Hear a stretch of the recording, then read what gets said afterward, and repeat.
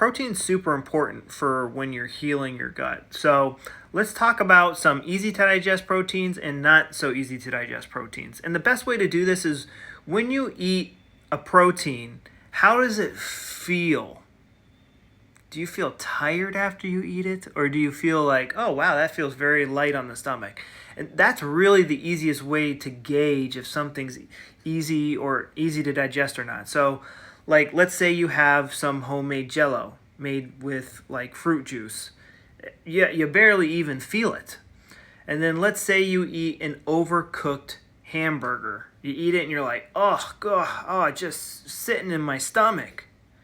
Versus you have a pot roast and it's been cooked just right where you can cut it with your fork. And you try to pick it up and it falls right off your fork. It's so nice and tender. And then have you ever had a pot roast where it wasn't cooked right or it wasn't pressure cooked right and you're like trying to harpoon it with your fork and it just keeps bouncing right off and you're chewing it and you give up because your jaw is so tired. But you eventually get it down and you're like, "Oh man, this just feels heavy." Then you go eat some sushi. Salmon is very light. There's different things you can do to a meat to make it easier or harder to digest. And the meat that just falls apart on your fork, that you can barely pick it up with your fork, falls right off the bone, that is going to be much easier to digest than your average meats. And then the bigger the animal, the bigger the animal, usually the harder the muscle has to work, so it becomes hard. And then you have certain cuts of the animal that don't work out very hard, and those can be more tender, like a fillet or something like that. And then you have a chicken. Chicken can be very soft, again, depending on how you cook it, but it generally is softer than beef. And then you could get a stewing hen that's been alive for a few years, and their meat, or a rooster, and their meat can be pretty tough. So, and then you have fish that live in a weightless environment, and it is very, very soft. So now let's talk about, and those are complete proteins. So when we go on to dairy and plants, dairy is a complete protein, and then plant foods are an incomplete protein, meaning they don't have all the essential amino acids. So let's focus on dairy for a little bit.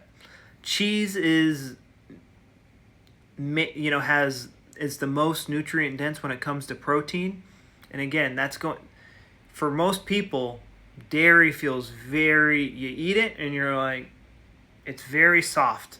It's hard to eat.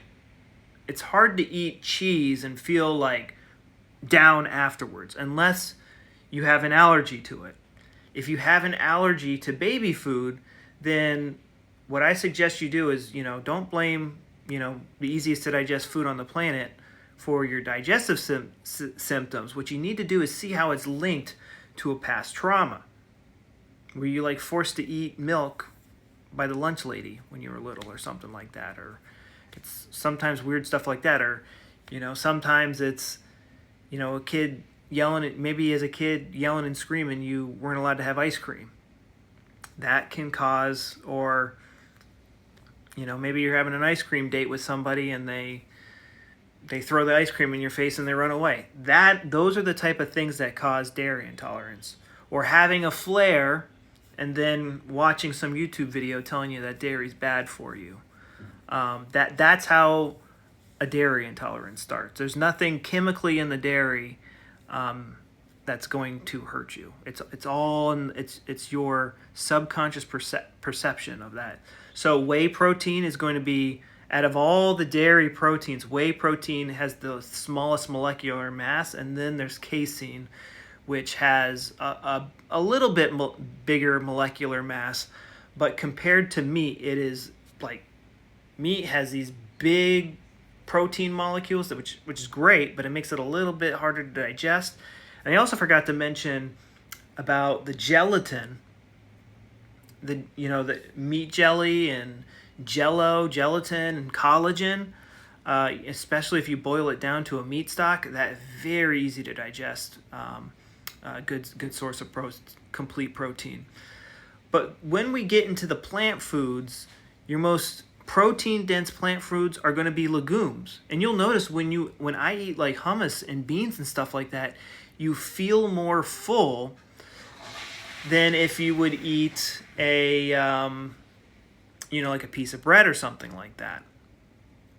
And all of the plant-based proteins come from a legume. But and depending on how it's cooked, and the best way to tell if it's been cooked optimally is when it hits the tongue and when it gets into the stomach, like how much is your food coma after you eat. And again, feeling, everybody has like a little bit of a food coma after they eat. And then, people with leaky gut and other diseases, they're going to be like, like whether they have their thyroid going or something like that. That's linked to a conflict. That's something we need to figure out.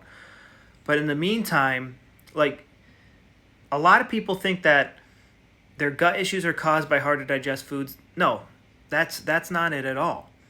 A traumatic event put your gut into overdrive. I have a webinar where I explain this in much more detail. But this is kind of the little bit of the math that I do inside my head when I'm hunting for what protein I'm going to take. But whey protein by far is the easiest to digest. But it doesn't hit the spot quite like